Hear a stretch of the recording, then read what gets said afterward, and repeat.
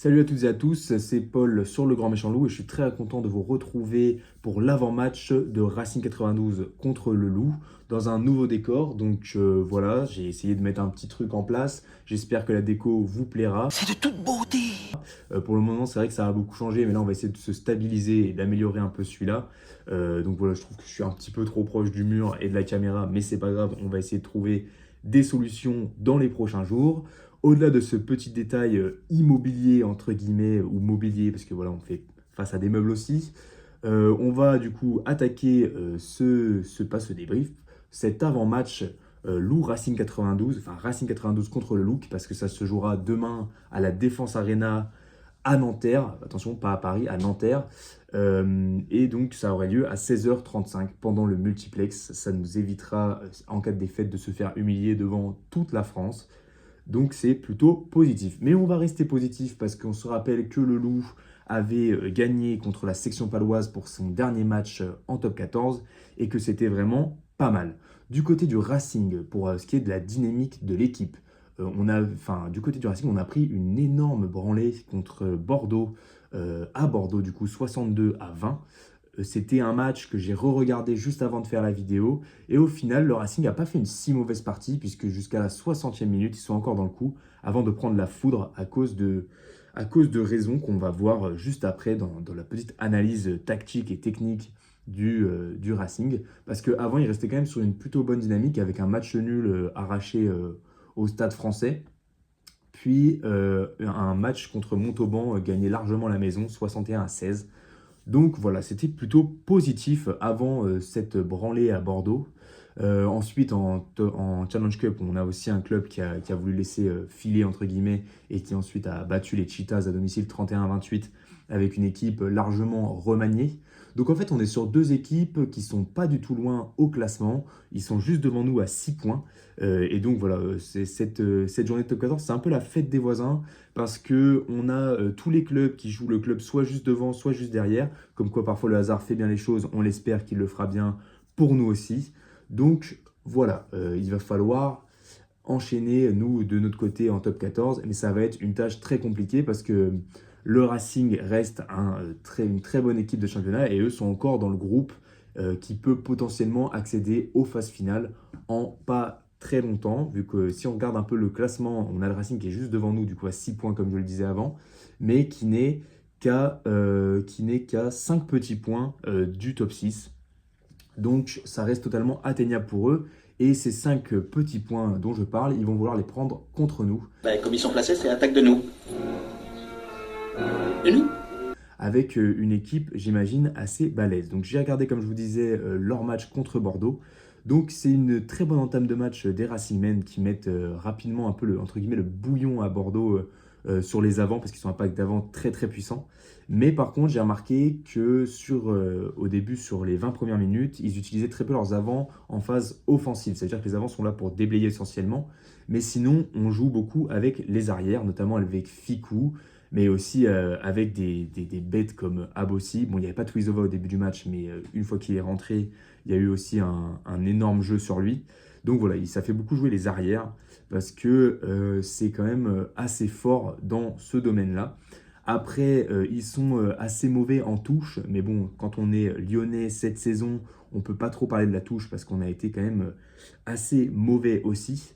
Voilà, donc après, comme je disais, ils percutent grâce à un beau paquet d'avant qui est très lourd et qui est très costaud. Leur seul défaut, c'est que ils sont pas très cardio et que contre une équipe comme l'UBB qui leur a mis un peu le feu dès que ça a décalé et dès qu'on a atteint un certain stade du match, ça a été incapable de courir et de faire les efforts qu'il fallait. À leur composition, donc leur composition n'est pas encore sortie alors qu'il est achevé de cette vidéo-là vendredi soir, mais la composition n'est pas encore sortie, le site n'est pas à jour, je réactualise quand même une dernière fois. Donc j'ai trouvé qu'une composition probable, entre guillemets, de Dico du sport. Donc pas sûr de l'exactitude, on va dire, de cette composition, mais on va voir. Du coup, on aura Gojikashvili en numéro 1, Tarit en numéro 2. Donc Tarit, c'est celui qui avait mis un énorme coup de tête à un Toulousain. Oh Zinedine, pas ça, pas du tout avec pas ça Zinedine.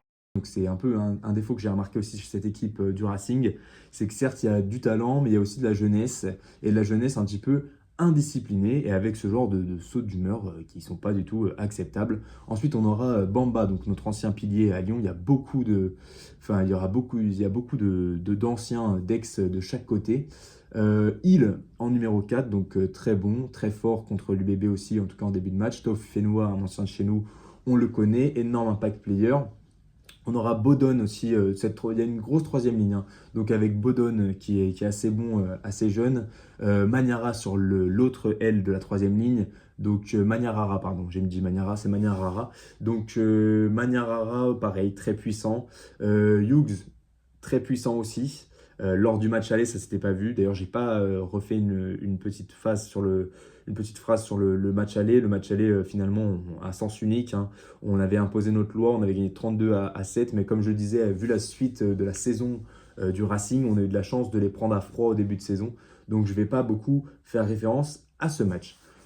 Ensuite, du coup, je vais passer aux arrières. Donc, on a la charnière Carbono-Sun. Donc, une très bonne charnière avec qui nourrit beaucoup d'espoir. Une charnière les deux joueurs étaient en Pro D2 l'année dernière. Et au final, ça porte ses fruits, surtout avec Sun qui met un peu le feu aux défenses. Et Carbono qui est capable aussi de fulgurance. Ensuite, il y a un petit doute là dans cette composition que j'ai trouvée sur les positionnements de Ficou et de Abossi. Donc voilà, ce sera peut-être Ficou à l'aile ou peut-être Abossi à l'aile. Mais dans tous les cas, c'est deux profils très embêtants, très impactants et assez rapides. On aura ensuite Tuizova qu'on connaît aussi très bien et qui percute, hein, le tank en premier centre. Du coup, en troisième centre, comme je disais, en deuxième centre, pardon. Comme je le disais, on aura Ficou ou Abossi. Et puis je vais y arriver. Ravutaoumada sur l'autre aile. Donc pareil, super puissant. On n'a que des puissants. Quand je disais qu'ils jouaient beaucoup avec les arrières en phase offensive au début du match contre Bordeaux, c'est aussi parce qu'ils ont les moyens de le faire et qu'ils les utilisent un peu comme des troisième lignes. Donc c'est assez balèze. Ensuite, en 15, on aura soit Pritchantelli ou James. Donc James aussi, très gros match contre l'UBB. Quelques erreurs au pied. Voilà, c'est ce que je voulais dire aussi, c'est qu'ils ont quelques problèmes au pied. Ils font souvent des petites erreurs et c'est pour ça qu'ils essaient de relancer le maximum à la main. Mais rien de catastrophique non plus. Ce ne sera pas une faille à exploiter. La faille principale, je le rappelle, ce sera de faire bouger leur paquet d'avant, de le fatiguer et donc de trouver des énormes ouvertures sur la fin de match comme a su le faire l'UBB. Mais encore une fois, on n'est pas l'UBB. Pour ce qui est des remplaçants, donc je vous avoue que le banc est rempli de joueurs qui sont aussi à fort potentiel. Je ne vais pas tous vous les faire, mais il y a notamment Escobar qui risque d'être là, donc soit Kaitou, soit Escobar, mais Escobar, voilà, très bon talonneur aussi. Gibert aussi, Antoine Gibert qui est très, très en forme. On aura aussi Manu sur le banc qui est un centre qui peut jouer un peu tous les postes à l'arrière et qui a aussi vraiment un fort impact à jouer. Et puis surtout, je voulais revenir sur lui, ce sera Tupou, pilier remplaçant qui nous arrive tout droit, il me semble, de l'Australie, si je ne dis pas de bêtises.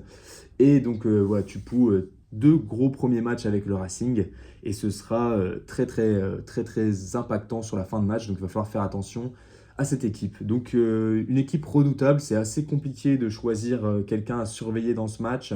Je dirais quand même, allez, on va dire Tuizova parce que voilà, Tuizova, on va voir s'il est en forme ou pas. Ça va aussi dépendre de lui. Je sais que l'année dernière, quand on avait fait 25-25 là-bas, il avait fait quelques erreurs, il avait fait quelques fautes qui n'avaient pas permis justement au Racing de s'imposer, alors que nous, on était dans une phase pas super positive vu que Karim Ghezal revenait de prendre l'équipe. Donc nous, il va falloir qu'on se débrouille avec nos armes, parce que je rappelle un peu le contexte, on a perdu nos 2 derniers matchs en Challenge Cup. Ça fait énormément de défaites sur les derniers matchs, même si, comme je le disais avant, contre la section paloise, c'était plus que positif. Donc voilà. Ensuite, le loup rugby, je vais passer à notre composition. Donc on a Kabesh en pilier gauche, donc ça va être encore une fois plutôt positif vu qu'il a fait un très bon début de saison, pardon. Ensuite, Kamisha talonneur qui retrouvera du coup son ancien club et ce sera très important de l'avoir au niveau des impacts et surtout au niveau de la motivation dans le vestiaire avant le combat. Gomessa qui retrouve aussi son ancien club, je disais il y a beaucoup d'ex, donc c'est pareil, très important au niveau de l'impact, au niveau de la puissance dans le jeu. il est rarement titulaire, il faudra faire attention à pas trop le fatiguer. On aura Lambé en 4, Lambé du coup qui retrouve sa place de titulaire et qui sera pas capitaine vu qu'il y a Couillou, mais qui sera certainement un capitaine chez les avants dans ce combat. Guillard qui va devoir faire face à Tao Fenoua, donc son ancien coéquipier. Ça va être assez musclé. Botta qui nous quittera pour Nevers à la fin de saison, il sera aligné en numéro 7. Cretin en numéro 6, donc là rien à dire sur cette troisième ligne, sachant qu'on a aussi Simons qu'on retrouve en troisième ligne centre. Donc une troisième ligne très qualitative de notre côté. Ça va être un énorme match. Pour ce qui est des arrières, Couillou, capitaine, logique. On n'a pas meilleur que lui. Il y aura Gonzalez pour le remplacer, je reviendrai sur le banc plus tard. Méliande, seul numéro 10 disponible, vu qu'on a blessé Jackson et qu'on a blessé Léo Berdeux. On va avoir Chapchet qui va être en remplaçant numéro 10, pareil, on reviendra sur le banc après. Mais Chapchet, du coup, en numéro 10, qui va devoir redépanner comme il avait fait face aux Dragons. C'était plutôt pas mal face aux Dragons. Est-ce que ça va suffire contre le Racing? On verra. On sait que la Chap, il met toujours du sien et toujours quelqu'un de très volontaire. Mais on va voir ce que ça va donner contre une équipe de top 14 qui de plus joue chez elle et comme je le disais avec une énorme équipe. Ensuite, Montione à l'aile donc du classique. Montione, bravo à lui d'ailleurs qui a été appelé avec la sélection italienne. Théo Millet en premier centre, de toute façon on n'a que lui, ça fait plusieurs fois que je le dis. Massi en numéro 13, à la place de Maracou, d'habitude qui occupe cette place dans le 15 titulaire et dans le 15 type. Mais Massi, très bon début de saison aussi, très bonne arrivée au loup. Ensuite, on aura Vainicolo sur l'aile, donc notre meilleur recrue qui est là. Et c'est très important, surtout sur un terrain synthétique où ça court vite, où il va falloir aller chercher les mecs côté Racing.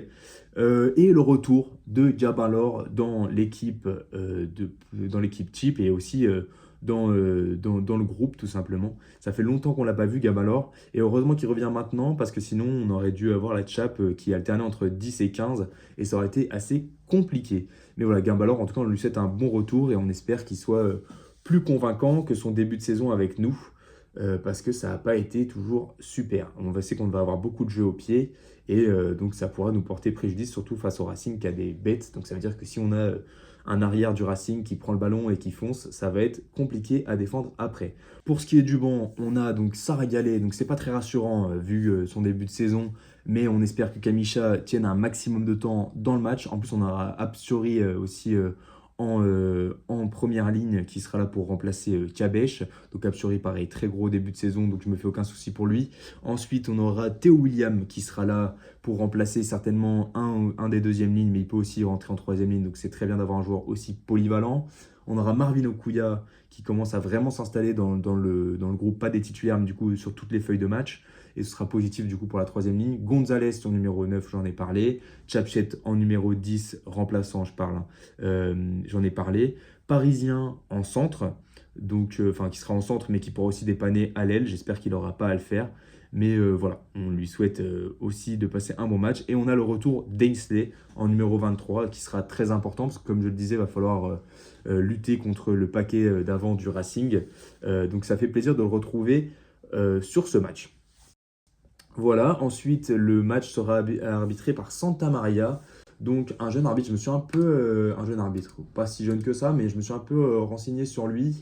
Voilà, il a 32 ans, 33 ans, notre ami, et il officie normalement en Pro D2, et c'est son premier match de top 14. Il est en train de vivre une ascension fulgurante, parce que là, c'est son premier match de top 14 arbitré au centre, et ensuite, il fera la touche du match Italie-Écosse pendant le 6 Nations. Donc, notre ami Thibaut Santamaria est en train de prendre du galon. Voilà, un arbitre qu'on ne peut pas trop juger sur ses anciens matchs, mais voilà, ça fait plaisir de découvrir des arbitres comme ça. J'espère qu'il sera à la hauteur. En tout cas, nous, on attendra parce que c'est un match très important pour le Racing, comme je le disais, mais aussi pour Lyon, parce que voilà, il faut, comme je le disais, on a deux options pour aller chercher une victoire à l'extérieur. Pour moi, on a Perpignan et ce match-là face au Racing. Donc, va falloir créer la surprise, les déstabiliser comme l'année dernière. Moi, personnellement, je serai au stade. Donc, j'espère qu'il y aura une victoire en ma présence ou en tout cas un beau match. Mais ça, j'en doute pas parce qu'il y a deux belles compositions et ce serait bien de repartir de là-bas avec des points et pas seulement le point du bonus défensif. mais je sais qu'on rêve un peu vu la composition et vu notre état de forme actuel. J'espère que la Challenge Cup ne nous aura pas trop affecté et qu'on arrivera à aller faire un gros match sur la pelouse du Racing. On se retrouve très vite pour le débrief et en attendant, je vous souhaite un bon week-end et un bon match.